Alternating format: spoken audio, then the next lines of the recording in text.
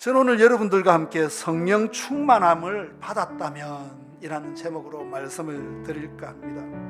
하루는 여러분 저녁에 동네를 걷고 있었는데, 한 번씩 동네를 좀 걷고 있거든요. 겨울의 시작을 알리는 바람이 매우 차갑게 쓸쓸하게 밀려옵니다. 이제 겨울이 다가오는구나 라는 생각을 하게 됩니다. 그 바람 끝에 실린 먼지 냄새 속에서 문득 저는 걷다가 좀 감성적이라서 그런지 예루살렘의 한 길이 갑자기 떠오릅니다. 저는 그런 생각이 길 가다가도 갑자기 성경 속에 있는 어떤 장면들, 예루살렘의 거리들이 막 갑자기 생각이 나서 그 생각을 막 상상하면서 막 걷기도 합니다. 어떤 장면인가 하면 예수님이 떠나신 뒤 제자들이 어찌할 바를 몰라 숨어 지내던 그 골목이 막 생각이 납니다. 두려워가지고 숨어가지고 문 꼭 닫아가지고 혹시 잡혀갈까봐 막 숨어있는 그 골목. 베드로는 여러분 그곳에서 예수님을 몇 번이나 부인했습니까? 3번이나 모른다고 부인했습니다. 요한은 어떻게 했어요? 이불을 두루쓰고 막 몰래 자기 얼굴을 가리고 모습을 가리고 그래도 예수님의 제사랍시고 예수님 십자가에 달리는 데까지 왔는데 순식간에 어떻게 했습니까? 그 혼이불을 던져버리고 어떻게? 도망쳐버렸습니다. 도마는 어떻게 했어요? 의심했고, 야고보와 안드레는 마음을 다 잃은 채 잠들지 못한 밤을 지새웠고, 어떤 제자는 시리에 빠져가지고 두 제자는 그냥 엠마오로 무작정 걸어갔습니다. 그들의 마음은 우리의 마음과도 참 많이도 닮았구나, 그런 생각을 저는 저녁에 걸으면서 생각했어요. 어떤 점이 닮았습니까? 첫째로 뜻대로 되지 않아 흔들리는 마음 말입니다. 우리도 그렇잖아요. 내 뜻대로 잘 되던 일이 어디 많던가요? 제 경험으로는 여러분 뜻대로 잘 되는 일보다 뜻대로 안 되는 일이 참 더 한 6대4 정도로 많았던 것 같아요. 또 어떤 것입니까? 도망치고 싶은 마음이 참 그럴 때 생깁니다. 여러분 힘들고 지치고 뭔가 관계가 뒤틀리고 어려워질 때면 좀 도망치고 싶다, 그런 생각이 나타납니다. 그리고 또 지금의 자리를 견디기 어려워하고, 기도는 하긴 하는데 하늘은 잠잠해 보이며 마음은 그냥 막막해질 때, 여러분 우리는 예수님의 제자들의 마음과 내 마음도 때로는 참 같아도 똑같다라는 생각을 하게 됩니다. 그런데 바로 그 시간, 여러분 그런 시간에 예수님이 제자들을 찾아오셔서 한 말씀을 하셔요. 오늘 말씀을 하십니다. 사도행전 1장 8절을 말씀하셔요. 오직 성령이 너희에게 임하시면 너희가 권능을 받고 뭐가 되라고요? 내 증인이 되어라, 그 말씀을 해주셨다는 거예요. 여러분 제자들은 새로운 무슨 경험, 체험을 기다린 게 아닙니다. 새로운 마음, 새로운 힘, 또 새로운 방향을 그들은 기다린 것입니다. 이렇게 여러분 성령이 임하신다는 것은 하나님의 마음이 사람의 마음 안으로 들어오는 사건입니다. 그래서 여러분 성령이 나에게 임하시면, 하나님의 거룩한 영이 나에게 임하면 어떤 일이 일어나는가 하면 사람이 바뀝니다. 여러분 성령 충만함 받았다, 성령 받았다, 성령의 불 받았다, 이 말이 무슨 말입니까? 하나님의 마음이 내 마음속에 들어오니까 내가 달라지더라는 겁니다. 그러니 내가 달라지니까 내 삶의 방향도 어떻게 돼요? 달라지더라는 겁니다. 전에는 이쪽을 바라보았는데 성령이 내 안에 들어오시니까 이제는 하나님과 같은 방향을 바라보더라는 것입니다. 여러분 성령 충만함 많이 듣게 됩니다. 성령 충만함이라는 것은 어디론가 갑자기 뛰어나가는 무슨 활기가 아닙니다. 삶이 어디를 향해 가는지에 대한 내 방향의 변화예요. 여러분 그게 바로 성령의 충만함의 표시입니다. 내가 이렇게 갔었는데 하나님을 믿고 나니 이 길이 잘못된 길이었구나. 그래서 되돌아와서 어떻게 이 길로 가는 것. 그게 바로 뭐예요? 성령 충만함의 표시라는 거예요. 오늘 아침에 우리 교회학교 아이들한테 얘들아 회개가 뭐니? 이거 알아맞히는 사람한테 목사님 3만 원 줄게 하니까 막 눈이 동그래지는데 말은 하고 싶은데 아이들도 돈에 약하더라고요. 눈은 동그랗고 말은 하고 싶은데 몰라요. 그러다가 배지산이가 손을 들면서 저요 하면서 용감하게 이야기를 하는데 무슨 일을 하다가 한참 침묵하더만 하는 거예요. 그걸 계속 3번이나 반복하는 거예요. 그래서 제가 지산이는 회개라는 말은 일을 하다가 첫 번째 일을 하는 거고 두 번째는 어구나. 그래서 틀렸다면서 대신 크리스마스 때 선물 줄게 하면서 이 말은 했어요. 그래서 아이들한테 크리스마스 때 선물 줄게 노래하자니까 찬양도 얼마나 크게 하는지 아멘 소리도 얼마나 크게 하는지 자주 써먹어야 될 것 같습니다. 여러분 회개란 게 뭐예요? 내가 가던 길에서 뭐 하는 거? 돌아서는 거예요. 돌이키는 것입니다. 성령 충만함도 다르지가 않습니다. 하나님의 마음이 내 속에 들어오니 내가 그동안 행하던 가던 모든 길들이 잘못되었다는 것을 알고 다시 뭐 하는 거예요? 하나님이 기뻐하시는 방향으로 유턴하는 거. 회개하고 성령 충만함이 다 통합니다. 그래서 여러분 방향의 변화를 성령 충만함이라고 말한다는 거예요. 여러분 성령이 내게 임하신다는 것은 지금 내가 공부를 하든 여기 공부하는 학생들이 있잖아요, 그죠? 또 돈을 벌든 여러분 돈 많이 벌고 싶어요, 적게 벌고 싶어요? 많이 벌고 싶잖아요. 우리 감리교회를 세우신 요한 웨슬레 목사님은 돈을 열심히 해서 돈을 많이 벌으라고 했어요. 그리고 좋은 곳에 많이 쓰라고 했습니다. 여러분 돈을 많이 벌든 공부를 열심히 하든 또 나는 뭔가 큰 권력을 좀 높은 자리에 앉고 싶다, 권력을 추구하든 무엇을 하든지 성령 충만함, 성령이 내게 임한다는 것은 모든 것의 방향은 단 한 곳을 향해야 된다는 거예요. 그게 바로 뭡니까? 증인이 된다는 것입니다. 할렐루야. 여러분 각자의 다 꿈이 있고 새해마다 소망이 있을 거예요. 우리 집이 잘 되었으면 좋겠다, 좋은 직장이 생겼으면 좋겠다, 우리 집안의 사람들이 어떻게 좀 높은 자리에 올라갔으면 좋겠다, 돈을 많이 벌었으면 좋겠다, 건강해지면 좋겠다, 우리 아들이 공부를 잘하고 대학에 잘 갔으면 좋겠다, 여러 가지 꿈들이 있습니다. 그런데 성령의 여러분 방향은, 성령이 임하신다는 것은 단 한 방향, 증인이 되는 것에 초점이 맞추어져 있다는 거예요. 증인이 된다는 게 뭐예요? 예수 그리스도를 나타낸다는 것입니다. 말로서 나타내든 행동으로 나타내든 무엇으로도 나타내든지 다른 사람이 나를 보고 내 말을 듣고 내 행실을 보고 하나님께 영광을 돌리게 하도록 만드는 것, 그게 바로 뭐예요? 성령 충만함의 사람의 모습이라는 것입니다. 그렇습니다. 여러분 성령이 임하시면 사람은 더 이상 자기만을 위해 살아가지 않습니다. 이건 여러분 성령이 임하는 사람의 특별한 모습입니다. 욕망의 방향이 막 달라집니다. 전에는 여러분 공부해서 남주나 열심히 나를 위해서 살아야지, 열심히 공부해서 남주나, 옛날에 부모님들이 그랬잖아요. 자식들이 공부 안 하면 공부해서 남주나, 공부해라, 다 니를 위한 거 아니가 하면서 막 그렇게 이야기합니다. 그런데 그런 자식이 그런 줄 알고 열심히 공부하다가 전도 받아가지고 교회 나갔더니만 성령을 받으니까 이제 무슨 말을 합니까?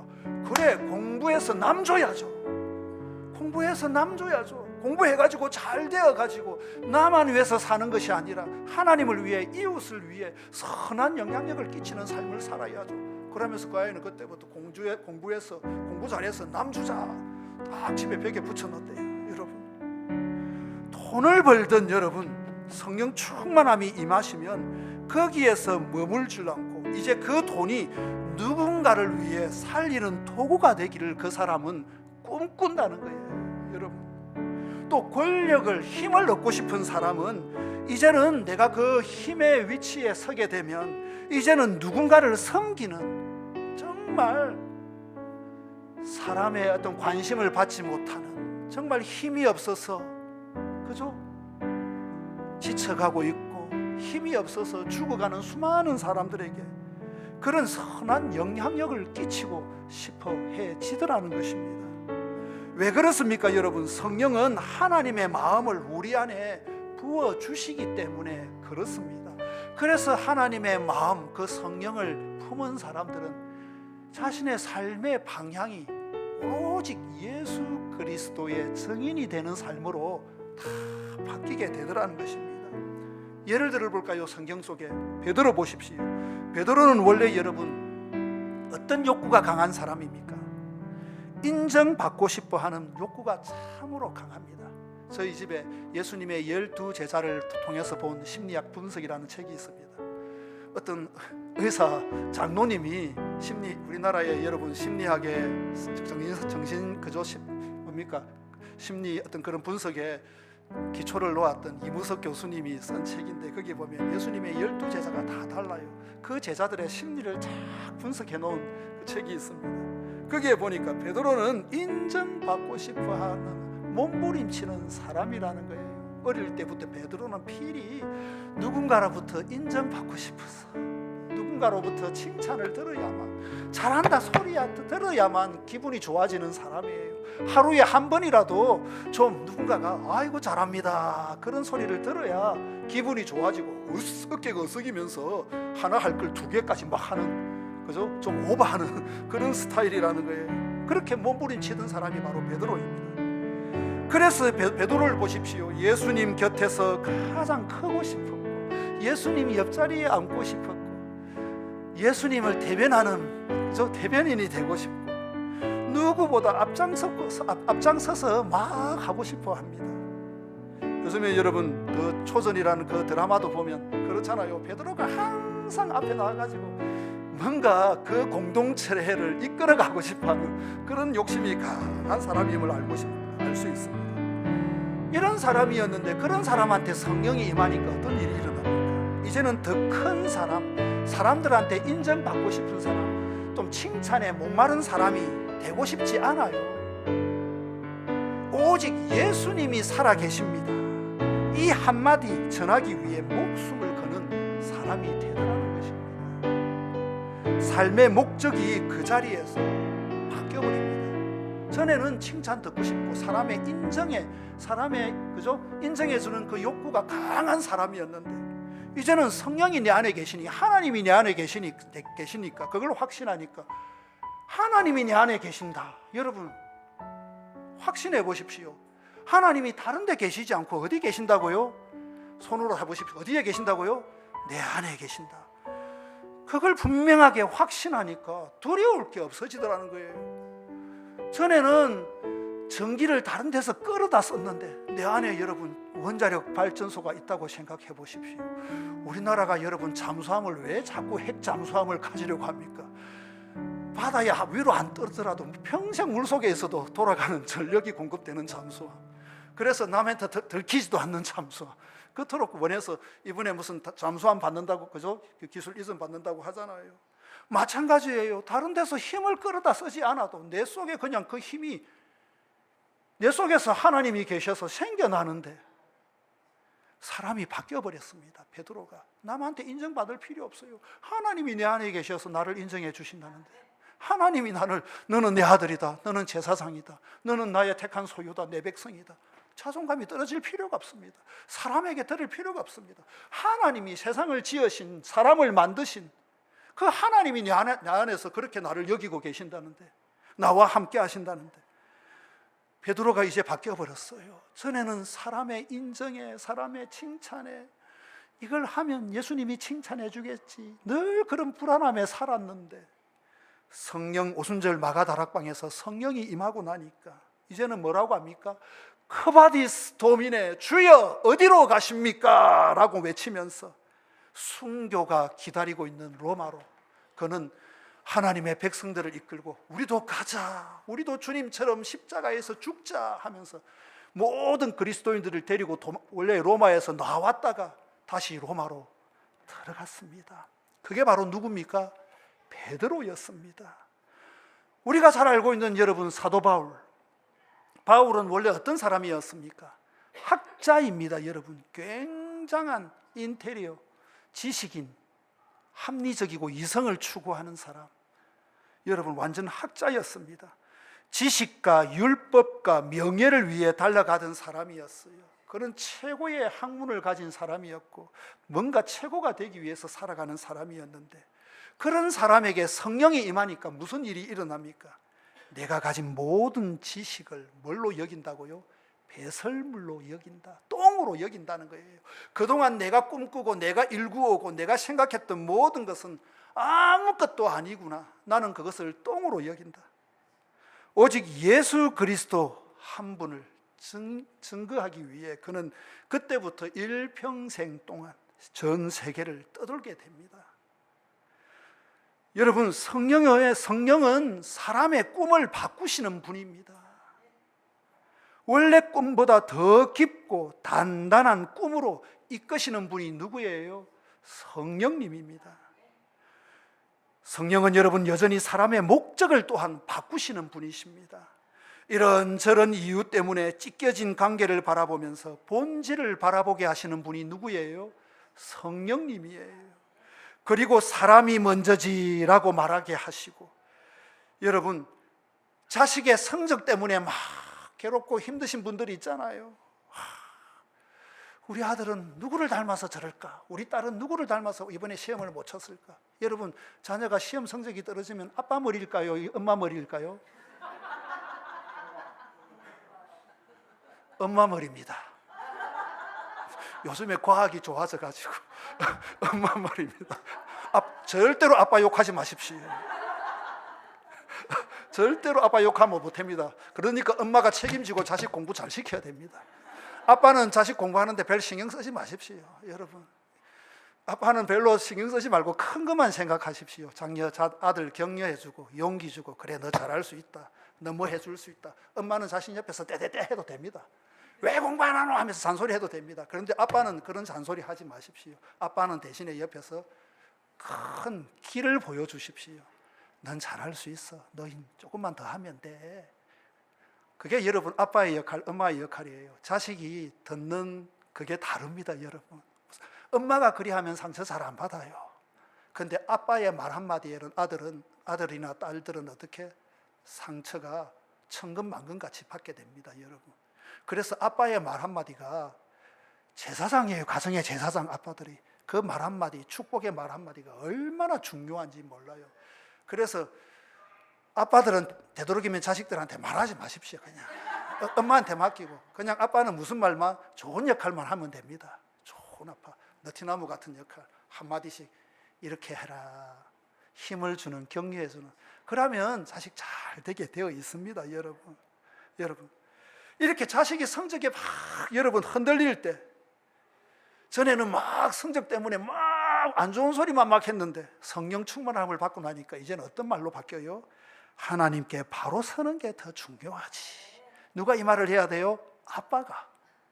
엄마는 왜 공부 안 했노 하면서 막 엄마가 책임져야죠. 그러니까 엄마 닮았기 때문에. 그런데 아빠는 옆에서 너무 그런 소리를 들으면서 맞장구 치지 마시고 옆에서 하나님께 바로 서는 것이 중요하지, 괜찮아, 다음에 더 열심히 하면 돼, 그렇게 한 번씩 힘을 주는 것입니다. 또 여러분, 직장에서나 교회에서 정말 아닌데 억울한 일을 당했을 때, 그런 분들 계시잖아요. 정말 오해를 살 때, 억울한 일을 당했을 때, 아이고 나는 아닌데, 억울한 일을 겪을 때가 있잖아요. 다들 그죠? 그럴 때 여러분, 성령이 내 안에 계시면 어떻게 돼요? 이 상황에서도 주님을 드러낼 수 있을까? 라고 마음을 바뀌게 해주십니다. 성령님이요. 이처럼 성령 충만함은 여러분 마음 목적의 재설정이에요. 마음의 목적을, 내 속의 생각을 어떻게 재설정해 주는 게 바로 성령 충만합니다. 이것이 여러분 첫 번째 변화예요. 성령 충만함에. 그리고 여러분, 성령이 임재한다는 것은 하나님의 마음이 나에게 뭐 한다는 거예요? 임한다는 것입니다. 여러분, 그래서 세상을 향한 긍휼히 여기는 마음으로 나타난다는 거예요. 여러분, 영국의 1945년 50년도 20세기 중반에 세계적인 지성 기독교를 변론했던 C.S. 루이스라는 분 아십니까? 나니아 연대기라는 책을 쓰고 스크루테이프의 편지, 순전한 기독교, 수많은 기독교 지성인들에게 감동을 줬던, 그리고 지금도 그 책이 고전으로 남아있지 않습니까? 그분이 이런 말을 했어요. 성령이 임재한다는 것은 하나님의 마음이 나에게 임하는 것입니다 라고 그 책에 이야기하고 있어요. 하나님의 마음이 나에게 임한다는 것은 뭐예요? 세상을 어떤 눈으로 바라본다는 거예요? 긍휼한 마음으로, 불쌍히 여기는 마음으로, 긍휼히 여기는 마음으로 세상을 바라보는 눈으로 촥 바뀌게 되더라는 것입니다. 그래서 성령 충만한 사람은 뭐가 달라진다는 거예요? 표정이 달라진다는 것입니다. 그래서 성령 충만한 사람은 눈빛이 달라지는 거예요. 그래서 성령 충만한 사람은 사람을 보는 시선이 달라진다는 거예요. 성령 충만한 사람은 남들보다 100배나 고생을 하고도, 고난을 겪고서도 항상 사람들이 바라보면 고난 한번 안 겪은 사람처럼 보이더라는 것입니다. 예수님이 그러셨습니다, 여러분. 광야에서 길 잃은 사람들을 보시며 예수님이 어떻게 하셨어요? 항상 그들을 불쌍히 여기셨다. 성경에 계속 등장하잖아요. 또 예수님이 병든 자를 보시고 항상 어떤 마음을 품으셔요? 긍휼히 여기사. 항상 나오잖아요. 우리가 무심코 넘어가 버리는 성경 말씀입니다. 예수님이 품었던 생각들, 마음들이에요. 또 귀신 들린 아들을 둔 아버지를 보시고 제자들은 왜 우리를 못 고칩니까? 라고 막 그래 하니까 예수님은 그 아버지를 어떻게 보셨어요? 긍휼히 여기시고 다 그러십니다. 이렇게 여러분, 하나님의 마음이 내 속에 들어온다는 것은 어떤 현상이 나타나는가 하면, 여러분, 사람들을 긍휼히 여기는 마음으로 사람들을 바라보게 되더라는 거예요. 이게 바로 성령의 여러분 첫 번째 언어입니다. 긍휼. 그래서 우리도 여러분 서로를 불쌍히 여겨줄 줄 아는 마음, 긍휼히 여기는 마음을 가질 줄 알아야 한다는 거예요. 사도 바울이 여러분 자신 빌립보서에서 자신보다 남을 더 낮게 여겨라, 어떤 분은 그걸 잘못 읽어가지고 낮게 여겨라, 나보다 밑에 막 그렇게 읽는 분이 계시는데 그게 아니고 나보다 어떤 존재로? 다 높이 있는 존재로. 그 말이 무슨 말입니까? 그게 바로 성령 충만함을 보며 살아가는 사람의 모습이기 때문에 그런 거예요. 자, 옆 사람 보세요. 자기보다 한 수 아래로 보입니까? 아니면 내가 좀 북돋워주고 내가 긍휼히 여기고 높여주어야 할 존재입니까? 높여주어야 할 존재죠. 한번 인사합시다. 그래서 당신을 높이길 원합니다 라고 인사 한번 해봅시다. 시작. 당신을 높여주길 원합니다. 그래야 돼요, 여러분. 여러분, 그래야 됩니다, 여러분. 그죠? 그래야 돼요, 여러분. 여러분, 제가 좋아하는 작가 중에 박완서 님이라고 계셔요. 저는 이분 책 참 좋아합니다. 여러분, 특히 이분이 쓴 책 중에, 이분이 여러분 젊은 때 남편도 암으로 잃고 자식도 교통사고로 먼저 보내가지고 뒤늦게 이제 작가가 되셔가지고 수많은 글들을 많이 쓰셨는데, 이분이 모래알 만한 진실이라도라는 책을 그 수필을 썼어요. 그 책을 제가 여러 번 읽습니다. 항상 여러 번 읽어요. 또 작가 중에 한 사람이 장영희 님이라는 게 계시는데, 이분이 살아온 기적, 살아갈 기적이라는 수필을 썼어요. 저는 성경 다음으로 이 책을 참 많이 봅니다. 해마다 봅니다. 이 살아온 기적, 살아갈 기적. 여러분, 이들의 글에 보면 소외된 삶의 구석을 더 깊이 들여다보는 문장이 있습니다. 박원서 작가님은 남편이 일찍 그렇게 암으로 죽고 나서 얼마 되지 않아 아들이 교통사고로 바로 즉사하고, 그런데 이 사람은 그 일을 계기로 해서 하나님을 믿게 된 사람이에요. 하나님을 만나게 된 사람입니다. 그 고통 속에서도. 여러분, 또 장영희 이 교수님은 여러분 평생 그 소아마비를 앓고 있었잖아요. 장애를 앓고 있었잖아요. 항상 이들의 글을 보면 따뜻합니다. 늘 주변의 작은 사람들을 바라보고 소외된 삶의 구석을 더 깊이 들여다보는 문장이 딱 있어요. 특히 장영희 선생님의 글 중에 하나가 그죠? 사위감을 또 며느리감을 고를 때 딱 그게 있어요. 여름에 만나랍니다. 여름에 딱 만나 선풍기만 있는 식당을 가라고 합니다. 그러면 그 옆에 선풍기를 꺼놓고 있는데 덥잖아요. 그러면 선풍기를 남자가 자기한테로 씩 켜놓고 있으면 그런 사람 절대로 뽑지 말라고 합니다. 그런데 본능적으로 선풍기를 어떻게 자기보다 다른 사람들한테 배려하면서 해주는 사람, 자기는 안 쬐고 날이 덥는데 다른 선풍기도 없는데 또 선풍기 가까이 있는 자리에 먼저 앉고 상대방을 다른 쪽에 앉히고 좀 더운 쪽으로 앉히는 그런 사람, 그 사위 며느리 삼지 마라 합니다. 일부러 그런 자리를 딱 택한다고 합니다. 여러분, 저도 한번 써먹어야 될 것 같아요. 여러분, 그죠? 그런 구절들이 생각이 납니다. 나중에 한번 책 한번 읽어보십시오. 어쨌든 그분들의 공통점은 소외된 삶의 구석을 다 깊이 들여다보는 그런 눈을 가지고 있습니다. 성령은 여러분 그렇게 사람의 마음을 깊게 하십니다. 잘난 사람에게만 반응하던 우리의 마음을 약한 사람에게 움직이도록 만들어준다는 거예요. 사회적인 약자를 바라보도록 하더라는 겁니다. 전에는 잘난 사람, 돈 많은 사람, 권력 있는 사람, 무슨 인기 많은 사람, 무슨 이런 사람들한테 관심을 가졌는데 이상하게 하나님을 믿고 나니 성령이 하나님의 마음이 나한테 거하시고 나니 자꾸 어떤 사람들한테로 약한 사람들한테로 힘없는 사람들한테로 가난한 사람들한테로 소외된 사람한테로 삶의 방향이 바뀌더라는 것입니다.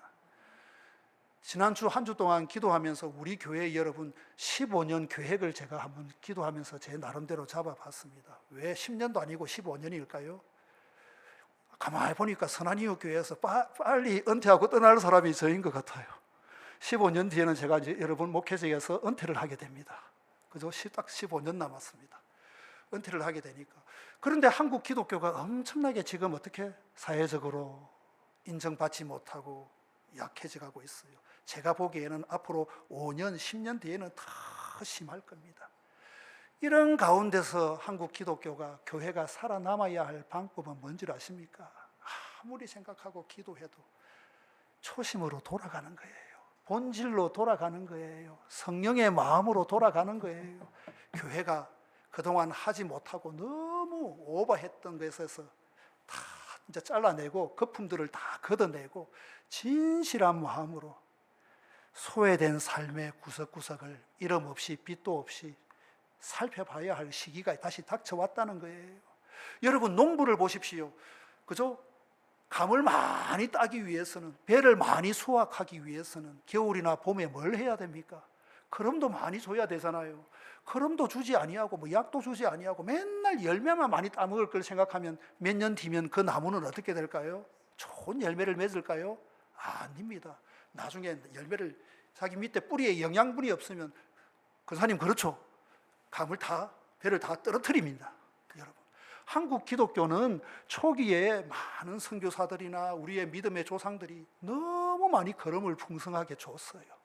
그래서 지금 한국의 기독교가 성도도가 늘어나고 많은 열매를 맺게 되었어요. 그런데 한국 기독교가 착각을 하고 있습니다. 내가 그걸 다 심은 줄 알고 있어요. 내가 잘나서 내가 잘한 줄 알고 있어요. 열매를 다 따마 먹어버렸어요. 그러면 이제 열매를 다시 따려면 어떻게 해야 되겠습니까? 나무라면 심어야 되잖아요. 다시 거름을 줘야 됩니다. 거름을 준다고 해서 뭐가 보입니까? 나무는 앙상하잖아요. 아직 그죠? 겨울에 우리가 거름을 주잖아요. 봄에 이파리 하나 없잖아요. 그런데 거름을 준다는 것은 희생이에요, 헌신이에요, 드러나지 않는 거예요, 더 섬기는 겁니다. 그래서 찬란한 여름이 되고 가을이 되면 비로소 어떻게 돼요? 열매를 맺게 된다는 거예요. 지금 열매를 풍성하게 맺기를 원한다면 지금부터 우리 세대가 뭘 해야 돼요? 여러분, 거름을 심어야 할 때라는 거예요. 거름을 줄 때라는 겁니다. 우리는 아무 표시 안 납니다. 우리에게 돌아오는 것은 아무것도 없습니다. 그런데 우리의 후세 세대들, 우리 서정이, 정한이, 세현이, 최서현이, 우리 아이들이 어른이 되었을 때는 선한 이웃 교회가 커다란 가지를 들이워서 열매를 풍성하게 맺는 교회가 된다는 거예요. 아마 여기서 100살, 120살까지 사시는 분들은 보시겠지만 그까지 보시는 분들은 우리는 기도만 해야 됩니다. 여러분, 안 보더라도 우리는 그렇게 걸음을 주며 심어야 합니다. 여러분, 성령은 어떤 마음을 주신다고요? 여러분, 약한 사람에게 움직이도록 만드신다는 거예요. 그게 앞으로 우리 교회도 여러분 약자들을 돌보며 하나님의 이름을 세상 사람들한테 각인시켜 줘야 됩니다. 하나님은 어떤 분? 정말 좋으신 분이구나. 선한 이웃 교회는 어떤 교회? 정말 이름 없이 빛도 없이 선한 영향력을 끼치는 교회구나. 이걸 여러분 체계를 이제는 우리가 세워야 할 때입니다. 여러분, 예수님은 사마리아 여인을 만났을 때 죄 목록, 실수 목록을 들여다 밀지 않으셨습니다. 여러분, 오늘 이 자리에 가늠하다 붙잡힌 여인이 있다고 생각해 봅시다. 여러분들은 그 사람한테 뭐라고 하겠습니까? 동네 사람들한테 막 지탄을 받았어요. 그 사람이 교회로 왔습니다. 어떻게 하겠습니까? 저 여자 누구랑 만나가지고 바람 피웠어, 막 그런 말만 하고 막 정죄할 겁니까? 아니면 수근수근 할 겁니까? 예수님이 이 여인을 만났을 때 죄 목록, 실수 목록을 다 들여다 밀지 않았어요. 그녀의 상처를 헤집거나 과거를 책망하지 않았습니다. 오히려 예수님의 행동은 뭐예요? 긍휼입니다. 품습니다. 하나님의 마음이에요. 그저 뭐라고 합니까? 내가 너를 안다. 또 예수님이 사마리아의 그 우물가에서 그 여자를 만났을 때 결혼을 많이 한 여자잖아요. 지금도 5번째 남자잖아요. 그 사람도 남편도 아니에요. 그렇게 동거하면서 살잖아요. 얼마나 과거의 사회에서는 부끄러운 일이고 수치스러운 일입니까? 그런데 그 여자한테도 예수님은 어떻게 합니까? 책망하지 않으십니다. 품습니다. 내가 너를 안다. 성령이 임하면 여러분, 우리도 누군가의 상처와 마음을, 그리고 그 사람을 함부로 판단하지 않는 마음을 배우게 됩니다. 이게 아주 중요한 거예요. 성령 충만은 눈의 변화입니다. 사람이 꽃처럼, 햇살처럼 아름답게 보이기 시작합니다. 사람이 꽃처럼 보여요. 햇살처럼 보여요. 여러분, 옆 사람 보세요. 그렇게 보입니까? 안 보이면 진짜 심각한 겁니다. 한번 인사합시다. 당신이 꽃처럼 보입니다. 시작. 우리 박희상 근사님 부부 그렇게 말하니까 참 좋아 보입니다. 하루에 한 번씩 꼭 그렇게 하시길 바랍니다. 오늘 윤 근사님 부부는 왜 같이 안 앉으셔가지고, 우리 홍 집사님 부부도 다 그렇게 하셨죠, 그죠? 하루에 당신이 햇살이야, 당신이 꽃이야, 그렇게 고백해 주시기를 바랍니다, 여러분. 그리고 그의 사연이 나중에 어떻게 해요? 들리기 시작합니다. 예수님은 여러분, 오늘 성경에 보니 땅끝까지를 말씀하시기 전에 예루살렘을 먼저 말씀하셨어요. 너희가 성령이 임하시면 땅끝은 나중이고 뭐부터요? 권능을 받고 예루살렘을 먼저 이야기하십니다. 저번에도 이야기했지만 예루살렘은 이 제자들에게 있어서 어떤 자리였습니까? 가장 아픈 자리, 배신의 자리, 예수님을 놔두고 도망가 버린 그런 자리입니다. 여러분, 남자들 군대에 가서 고생하신 사람들은 군대 방향으로 뭐도 안 눈다고요? 손도 안 눈다고 그러잖아요. 그만큼 그 지역을 뭐 합니까? 가기 싫어합니다. 생각도 하기 싫어합니다. 우리 민준이 군대 생각하면 가기 싫죠. 그 지역도 가기 싫죠. 그래, 거기 끄떡합니다, 여러분. 아마 희범이도 그럴 거예요, 여러분. 그죠? 군대 동기들은 만나갖고 일본은 가고 싶어도 다시 군대 근처는 가기도 싫어합니다, 여러분. 제자들이 그랬어요. 예루살렘은 제자들의 가장 아픈 자리입니다. 예수님이 십자가에 달리신 자리, 자신들이 비겁하게 도망쳐버렸던 자리, 자기들이 철저하게 실패했던 자리. 그런데 성령은 첫 번째로 그 자리를 지키라고 합니다. 그 자리로 돌아가라고 합니다. 왜냐하면 여러분, 정의는, 예수님을 증거하는 성령 충만함 받은 사람의 특색, 정의는 가장 가까운 곳에서부터 드러나기 때문인 거예요. 여러분, 나의 가장 가까운 자리는 어디입니까, 지금? 가장 가까운 자리가 어디입니까? 여러분, 가정 아닙니까? 남편과 아내 사이 아닙니까? 부모가 자녀 사이 아닙니까? 따지고 보면 가정이잖아요. 나의 가장 가까운 자리. 그죠? 가정에서 내 성격을 잘 아는 배우자 앞에서, 자녀 앞에서, 부모님 앞에서, 나를 괴롭히는 직장의 상사 앞에서, 나를 실망시킨 교회 성도 앞에서, 그곳에서 주님의 증인이 먼저 되는 거예요. 그게 성령 충만함 받은 사람이 첫 번째로 해야 할 일이에요.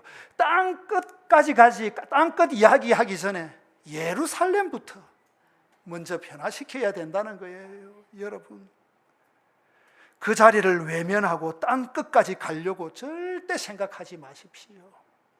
내 가까이 있는 곳부터 내가 주님의 증인이 되어야 합니다. 지금 내가 있는 그 자리, 나의 아픔과 눈물과 실패가 묻어 있는 자리, 여러분, 그 자리가 내가 돌아가야 할 자리고 내가 지켜야 할 자리고, 그곳에서 내가 누구를, 예수 그리스도를 보여주어야 할 자리라는 거예요. 성령은 그걸 원하십니다. 가장 가까운 곳에서부터 달라지십시오. 정말 내 남편이, 내 아내가, 내 자녀가, 내 부모가, 내 가정에서 나를 보고 예수를 봐야 됩니다. 예수를 보게끔 만들어야 됩니다, 여러분. 그게 중요해요. 그걸 하지 못하고 왜 자꾸 땅끝만 생각합니까? 그걸 해야 됩니다, 여러분. 정말 당신은 기독교인이다. 당신은 정말 예수 그리스도를 믿는 사람이다. 그런 고백을 들어야 됩니다, 여러분. 그곳에서 주의 증인이 되어야 한다는 거예요.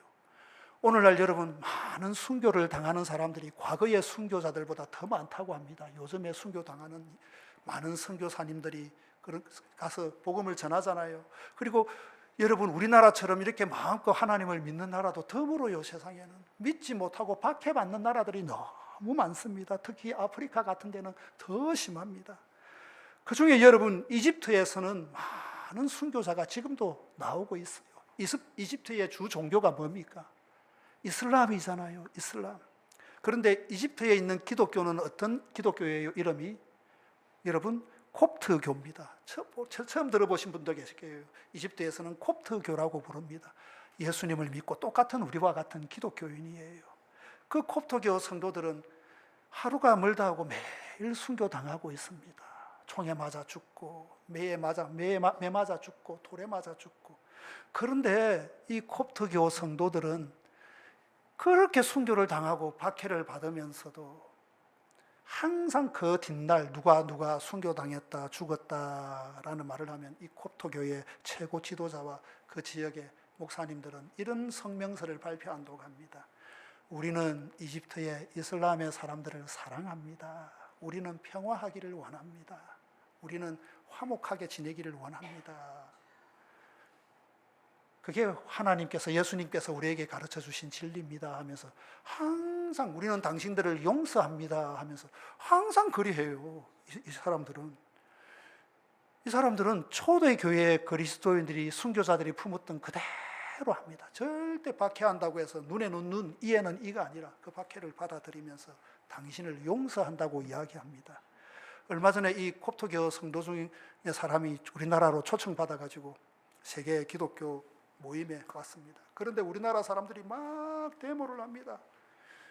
콥트교 같은 사람이 이 모임에 왔다고 막 데모를 하면서 막 당신들은 사이비다, 이단이다 라고 하니까 이 콥트교 성도가 눈물을 흘리면서 왜 우리를 이단으로 보냐고. 우리는 목숨을 다해 예수를 믿고 있는데, 우리는 죽음을 다해 예수를 믿고 우리를 죽인 자들조차도 사랑한다고 고백하는데, 진짜 그렇게 사랑하는데 왜 우리를 이단으로 생각하냐고. 당신이 수상하다, 그렇게 되묻는 그 질문이 저의 마음을 가슴 아프게 했습니다. 내가 믿고 있는 믿음이 제대로 된 것인가? 정말 순교지에서 순교당하면서도 그들을 용서하고 수용하고 이해하려고. 요즘에는 여러분, 콥트교회 성도들을 이집트 사람들이 죽이려고 하면 이집트에 다른 사람들이 그들을 지켜준다고 합니다. 착한 사람들인데, 저 선한 사람들 하지 말라고 막 인간 방패가 되어준다고 합니다. 막아주고. 얼마나 좋은 일이 일어나는지 모릅니다. 그래서 얼마 전에 보고를 들으니까, 우리 감리교 선교사의 보고를 들으니까 이집트의 콥트교가 갈수록 부흥하고 성장하고 있다라는 소식을 듣게 됩니다. 그 핍박 가운데에서도 하나님을 믿는 사람들이 늘어나고 있더라는 거예요. 왜 그럴까요? 뻔하잖아요. 그런 과정에서도, 그런 와중에서도 그들은 평화를, 용서를, 사랑을 외치는 거예요.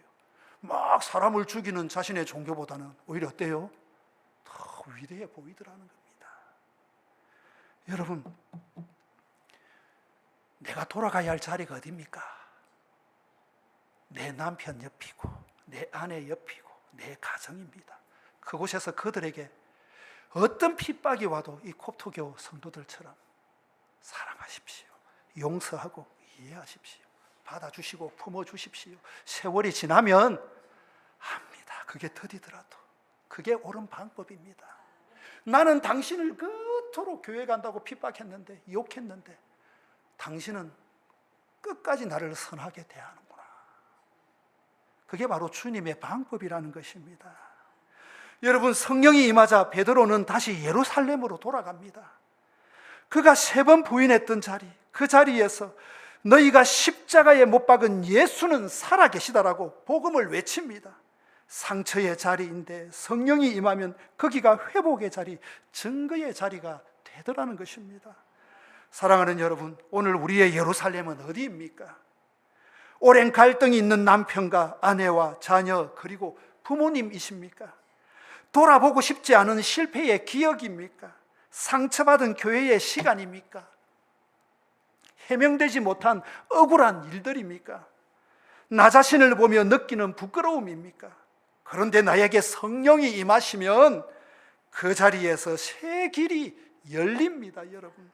성령은 과거를 지우는 분이 아니라 그 과거에, 그 어두웠던 과거에 빛을 비추어 주시는 분이에요.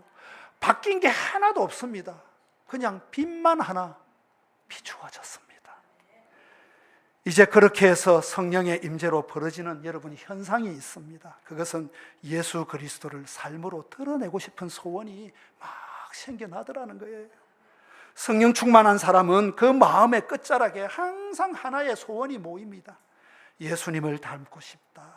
예수님을 드러내고 싶다. 예수님을 전하고 싶다. 예수님의 마음으로 살고 싶다. 예수님처럼 무조건 뭐예요? 예수처럼이에요.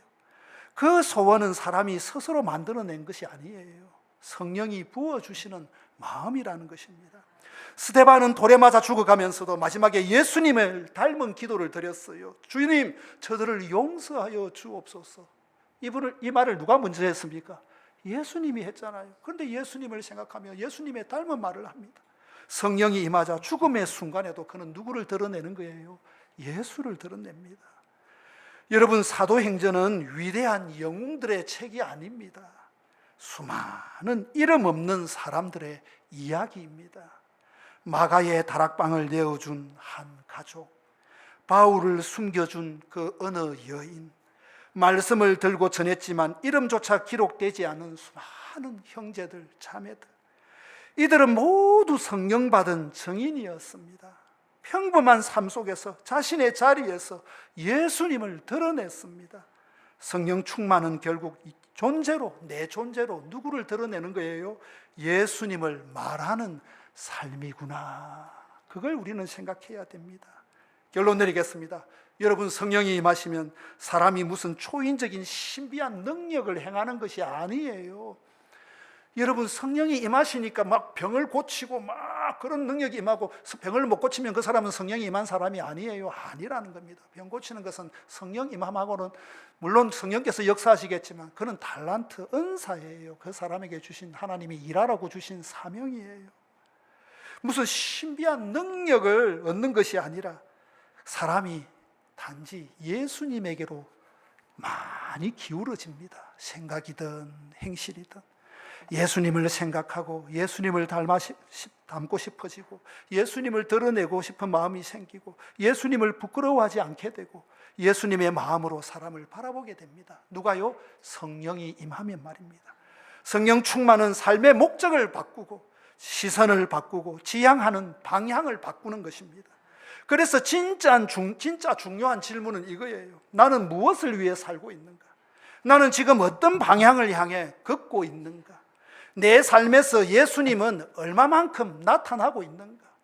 오늘 나는 내 아내에게, 내 남편에게, 내 자식들에게, 내 부모님에게 나를 통해서 예수가 보이도록 내 존재를 통해서 보여주고 있는가? 성령은 오늘도 우리를 그 질문 앞에 매일 세우고 계신다는 거예요. 사랑하는 여러분, 잠시 두 눈을 감고 제가 하는 이야기에 귀를 기울여 주시길 바랍니다. 오늘 말씀은 우리에게 아주 조용하지만 힘 있는 질문을 던집니다. 그래서 꼭 필요한 말씀이라서 조금 오래 설교했습니다. 여러분, 나는 성령이 주신 방향으로 잘 걷고 계십니까? 내 마음의 목적이 무엇입니까? 주님의 증인이 되는 겁니까? 나는 내 자리에서 예수님의 증인입니까? 이 시간 성령께 마음을 열어드리면 어떻겠습니까? 내 마음의 굳은 부분을 녹여주시고 내 시선을 예수님께로 다시 돌려주시고 내 삶의 목적을 재정렬해 주시고 사랑하기 어려웠던 그 사람을 품을 수 있는 힘을 주시고 예수님의 눈으로 긍휼히 여기는 마음으로 바라보게 하시고 정인의 길을 걷게 하시는 성령의 바람을 허락해달라고 기도했으면 좋겠어요. 우리의 마음이 성령의 숨결을 기다리는 그릇처럼 고요해지기를 바랍니다. 이 시간 여러분 다 함께 우리 작게 소리 내어서 내 마음으로 작은 입술로 우리 하나님 앞에 기도하는 시간을 갖도록 하겠습니다. 주님, 우리에게 성령을 부어 주옵소서. 우리가 내 힘으로 살아가던 방향에서 벗어나 예수님을 향한 길로 옮겨지게 하여 주옵소서. 주님, 성령의 임재가 우리의 마음을 즉시게 하시고 우리 안에 하나님의 마음을 불어넣어 주옵소서. 사람을 바라보는 눈이 부드러워지게 하여 주시고 아내를 바라보는 눈이, 남편을 바라보게 하는 눈이, 자녀를 바라보게 하는 눈이 부드러워지게 하여 주시고 주님처럼 긍휼의 마음으로 그들을 바라보게 하여 주옵소서. 주여, 내 마음이 성령을 닮아가기를 원합니다. 내 마음이 예수님의 증인되는 삶을 살기를 원합니다. 주님을 나타내기를 원합니다. 오 주여, 나를 바꾸어 주옵소서. 나를 바꾸어 주시옵소서. 주여, 나를 바꾸어 주시옵소서. 주여, 아버지, 기도하겠습니다. 주님, 우리에게 성령을 부어 주옵소서. 우리가 내 힘으로 살아가던 방향에서 벗어나 예수님을 향한 길로 옮겨지게 하옵소서. 주님, 성령의 임재가 우리의 마음을 적시게 하시고 우리 안에 하나님의 마음을 풀어넣어 주시옵소서. 사람을 바라보는 눈이 부드러워지고 긍휼의 마음이 솟아오르게 하옵소서. 우리의 가정과 일터와 교회 안에서 예수님의 모습이 나타나게 하옵소서. 우리의 말과 행동, 우리의 작은 선택 하나까지도 예수님을 드러내는 증거가 되게 하옵소서. 주님, 내 안에 있는 자기 중심을 깨트려 주시고 내가 쥐고 있는 모든 욕망을 주 앞에 내려놓게 하시며 내 인생의 목적이 오직 예수 그리스도를 증거하는데, 드러내는데 있게 하여 주옵소서. 성령님, 오늘도 우리 가운데 바람처럼 오셔서 우리의 마음을 새롭게 하시고 정인의 길로 인도하여 주옵소서. 이 모든 것 예수님의 이름으로 기도합니다. 아멘.